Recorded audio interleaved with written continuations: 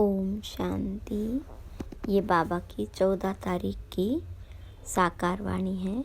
मीठे बच्चे, तुम्हें श्रीमत मिली है कि आत्म अभिमानी बन बाप को याद करो।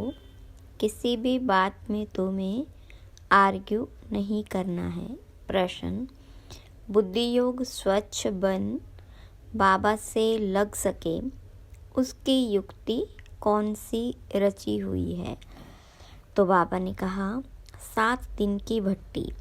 कोई भी नया आता है तो उसे 7 दिन के लिए भट्टी में बिठाओ, जिससे बुद्धि का किचड़ा निकले और गुप्त बाप, गुप्त पढ़ाई और गुप्त वर्षे को पहचान सके। अगर ऐसे ही बैठ गए तो मूंझ जाएंगे, समझेंगे कुछ नहीं। गीत जाग सजनिया जाग। ओम शांति। बच्चों को ज्ञानी तू आत्मा बनाने के लिए ऐसे ऐसे जो गीत है वह सुनाकर फिर उसका अर्थ करना चाहिए, तो वाणी खुलेगी। मालूम पड़ेगा कि कहाँ तक सृष्टि के आदि मध्य अंत का ज्ञान बुद्धि में है। तुम बच्चों की बुद्धि में तो ऊपर से लेकर मूल वतन, सूक्ष्म वतन, स्थूल वतन के आदि मध्य अंत का सारा राज जैसे कि चमकता है। बाबा के पास भी यह ज्ञान है जो तुमको सुनाते हैं। यह है बिल्कुल नया ज्ञान। बल शास्त्र आदि में नाम है, परंतु वह नाम लेने से अटक पड़ेंगे, डिबेट करने लग पड़ेंगे। यहाँ तो बिल्कुल सिंपल रीति समझाते हैं। भगवानुवाच, मुझे याद करो, मैं ही पतित पावन हूँ। कभी भी श्री कृष्ण को व ब्रह्मा विष्णु शंकर आदि को पतित पावन नहीं कहेंगे। सूक्ष्म वतन वासियों को भी तुम पतित पावन नहीं कहेंगे हो तो सूक्ष्म वतन के नहीं कहते हो तो सूक्ष्म स्थूल वतन के मनुष्य पतित पावन कैसे हो सकते? यह ज्ञान भी तुम्हारी बुद्धि में ही है। शास्त्रों के बारे में जास्ती आर्ग्यू करना अच्छा नहीं है। बहुत वाद विवाद हो जाता है, एक दो को लाठियां भी मारने लग पड़ते। तुमको तो बहुत सहज समझाया जाता है। शास्त्रों की बातों में टू मच नहीं जाना है। मूल बात है ही आत्म अभिमानी बनने की। अपने को आत्मा समझना है और बाबा को याद करना है। यह श्रीमत है मुख्य, बाकी है डिटेल। बीज कितना छोटा है, बाकी झाड़ का विस्तार है। जैसे बीज में सारा ज्ञान समाया हुआ है, वैसे यह सारा ज्ञान भी बीज में समाया हुआ है। तुम्हारी बुद्धि में बीज और झाड़ आ गया है। जिस प्रकार तुम जानते हो और कोई समझ न सके। झाड़ की आयु ही लंबी लिखती।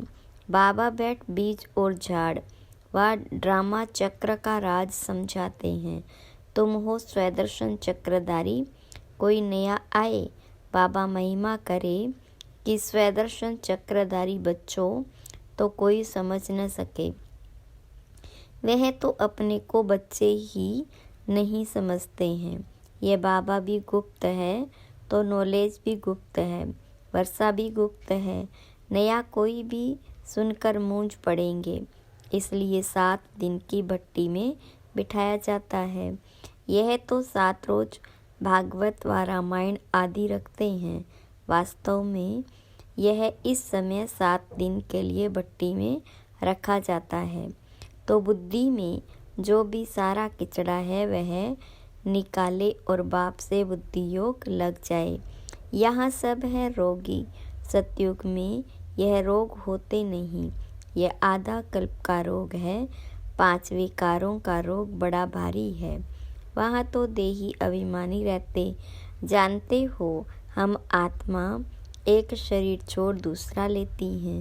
पहले से साक्षात्कार हो जाता। अकाले मृत्यु कभी होता नहीं। तुमको काल पर जीत पहनाई जाती है। काल काल महाकाल कहते हैं। महाकाल का भी मंदिर होता है। सिख लोगों को फिर अकाल तख्त है। वास्तव में अकाल तख्त है, ब्रह्मकुटी है, जहाँ आत्मा विराजमान होती है। सभी आत्माएं इस अकाल तख्त पर बैठी है। ये बाबा बैठ समझाते हैं। बाबा को अपना तख्त तो है नहीं, वह आकर इनका यह तख्त लेते हैं। इस तख्त पर बैठकर तुम बच्चों को ताऊसी तख्त नसीब बनाते हैं। तुम जानते हो वह ताऊसी तख्त कैसा होगा, जिस पर लक्ष्मी नारायण विराजमान होते होंगे। ताऊसी तख्त तो गाया हुआ है ना। विचार करना है, उनको भोलानाथ भगवान क्यों कहा जाता। भोलानाथ भगवान कहने से बुद्धि ऊपर चली जाती। साधु संत आदि अंगुली से इशारा भी ऐसे देते, ना कि उनको याद करो। यथार्थ रीति तो कोई जान नहीं सकते। अभी पतित पावन बाबा सन्मुख में आकर कहते हैं, मुझे याद करो तो तुम्हारे भी कर्म विनाश हो जाए। गारंटी है, गीता में भी लिखा हुआ है, परंतु तुम गीता का एक मिसाल निकालेंगे तो वह 10 निकालेंगे, इसलिए दरकार नहीं।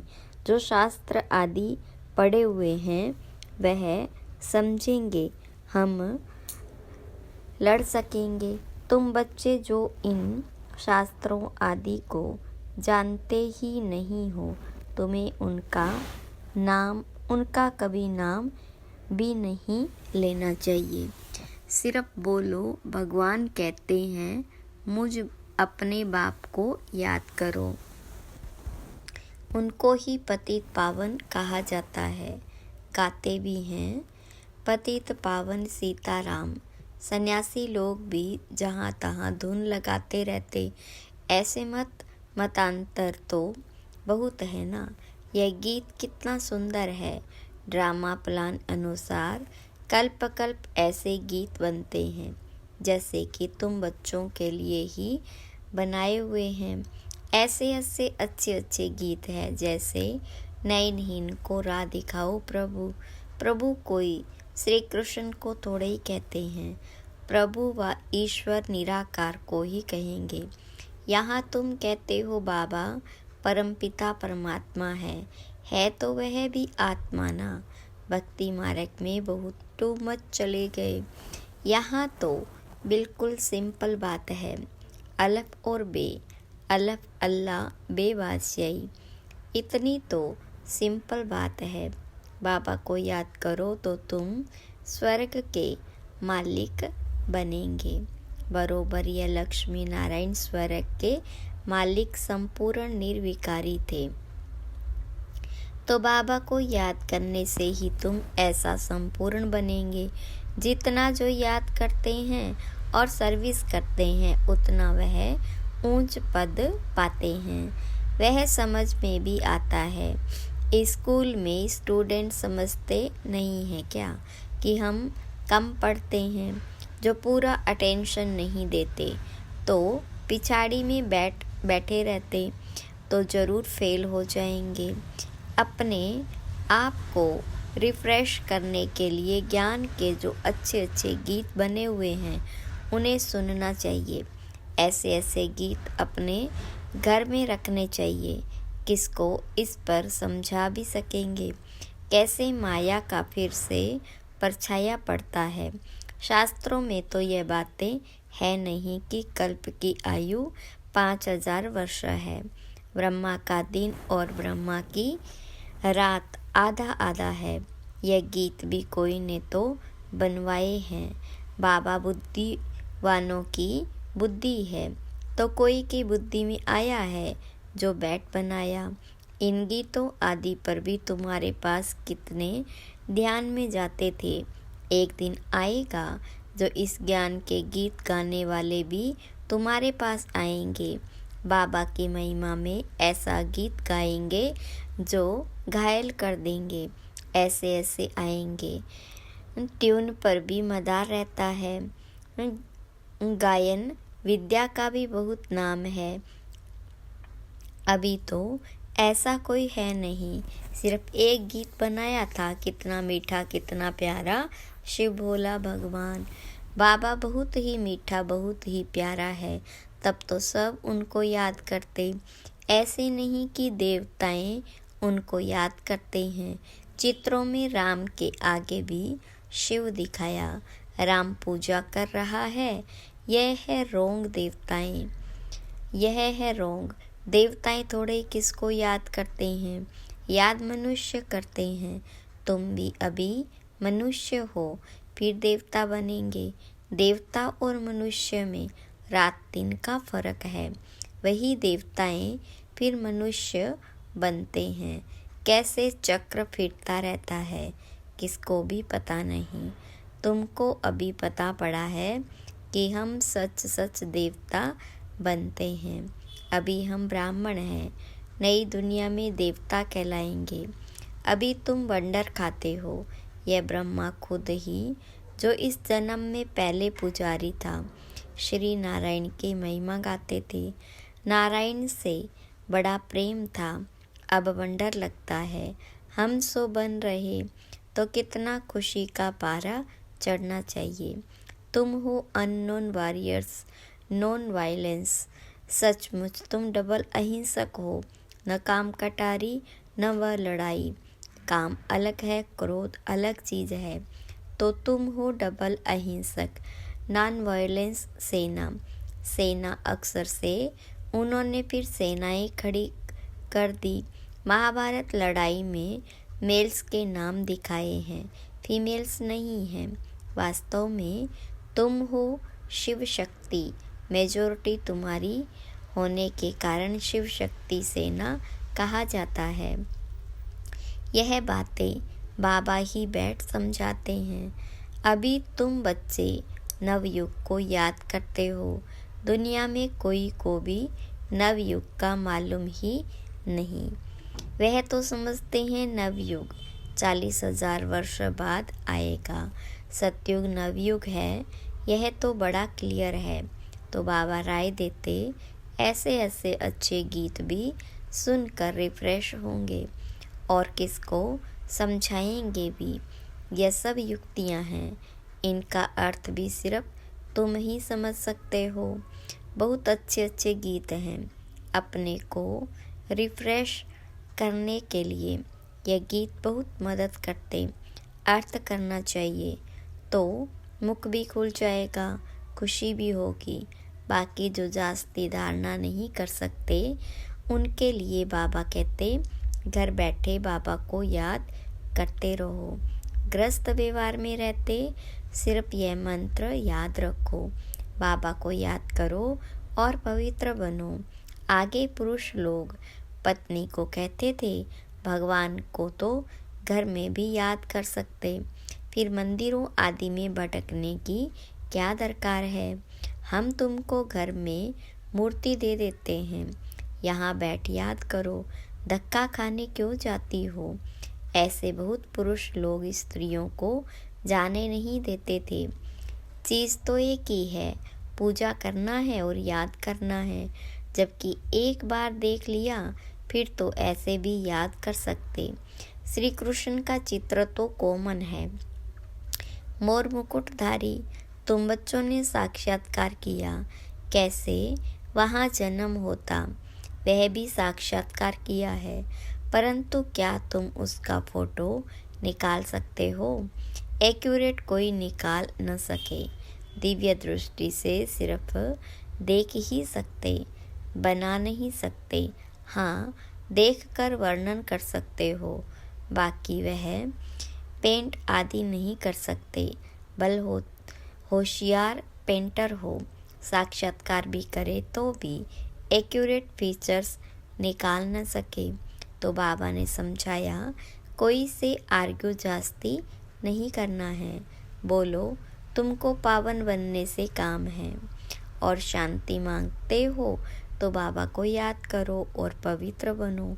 पवित्र आत्मा यहाँ रह न सके, वह चली जाएगी वापिस। आत्माओं को पावन बनाने की शक्ति एक बाप में है और कोई पावन बना नहीं सकता। तुम बच्चे जानते हो, ये सारी स्टेज है, इस पर नाटक होता। इस समय सारी स्टेज पर रावण का राज्य है। सारे समुद्र पर सृष्टि खड़ी है। यह बेहद का टापू है। वह है हद के। यह है बेहद की बात, जिस पर आधा कल्प दैवी राज्य, आधा कल्प आसुरी राज्य होता। यूं खंड तो अलग अलग है, परंतु यह है सारी बेहद की बात। तुम जानते हो, हम गंगा जमुना नदी के मीठे पानी के कंठे पर ही होंगे। समुद्र आदि पर जाने की दरकार नहीं रहती। यह जो द्वारिका कहते हैं, वह कोई समुद्र के बीच होती नहीं। द्वारिका कोई दूसरी चीज़ नहीं। तुम बच्चों ने सब साक्षात्कार किए हैं। शुरू में यह संदेशी और गुलजार बहुत साक्षात्कार करती थी। इन्होंने बड़े पार्ट बजाए हैं, क्योंकि भट्टी में बच्चों को बहलाना था, तो साक्षात्कार से बहुत बहुत बहलते हैं। बाबा कहते फिर पिछाड़ी में बहुत बहलेंगे, वह पार्ट फिर और है। गीत भी है ना, हमने जो देखा सो तुमने नहीं देखा। तुम जल्दी जल्दी साक्षात्कार करते रहेंगे। जैसे इम्तिहान के दिन नज़दीक होते हैं तो मालूम पड़ जाता कि हम कितने मार्क्स से पास होंगे। तुम्हारी भी यह पढ़ाई है। अभी तुम जैसे नॉलेजफुल हो बैठे हो। सभी फूल तो नहीं होते। स्कूल में हमेशा नंबरवार होते। यह भी नॉलेज है। मूल वतन, सूक्ष्म वतन, तीनों लोकों का तुमको ज्ञान है। इस सृष्टि के चक्र को तुम जानते हो। यह फिरता रहता है। बाबा कहते तुमको जो नॉलेज दी है, यह और कोई समझा न सके। तुम्हारे पर है बेहद की दशा। कोई पर बृहस्पति की दशा, कोई पर राहु की दशा होती तो जाकर चंडाल आदि बनेंगे। यह है बेहद की दशा। वह होती हद की दशा। बेहद का बाप बेहद की बातें सुनाते, बेहद का वर्षा देते। तुम बच्चों को कितनी न खुशी होनी चाहिए। तुमने अनेक बार बादशाही ली है और गवाई है। यह तो बिल्कुल पक्की बात है। Nothing new. तब तुम सदैव हर्षित रह सकेंगे।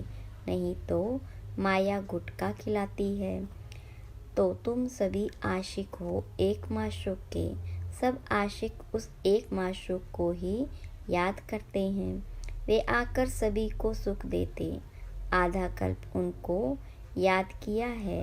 अब वह मिला है तो कितनी खुशी होनी चाहिए। अच्छा, मीठे मीठे सिक्के लदे बच्चों प्रति माता पिता बाप दादा का याद प्यार और गुड मॉर्निंग। रूहानी बाप की रूहानी बच्चों को नमस्ते। रूहानी बच्चों की रूहानी बाप दादा को याद प्यार, गुड मॉर्निंग और नमस्ते। धारणा के लिए मुख्य सार। पहली पॉइंट, सदैव हर्षित रहने के लिए नथिंग न्यू का पाठ पक्का करना है। बेहद का बाप हमें बेहद की बादशाही दे रहे हैं। इस खुशी में रहना है। दूसरी पॉइंट, ज्ञान के अच्छे अच्छे गीत सुनकर स्वयं को रिफ्रेश करना है। उनका अर्थ निकालकर दूसरों को सुनाना है। वरदान, माया के संबंधों को डाइवोर्स दे। बाबा के संबंध से सौदा करने वाले मायाजीत मोहजीत भव। विस्तार है। अब स्मृति से पुराना सौदा कैंसिल कर सिंगल बनो। आपस में एक दो के सहयोगी भल रहो, लेकिन कंपेनियन नहीं। कंपेनियन एक को बनाओ तो माया के संबंधों से डाइवोर्स हो जाएगा।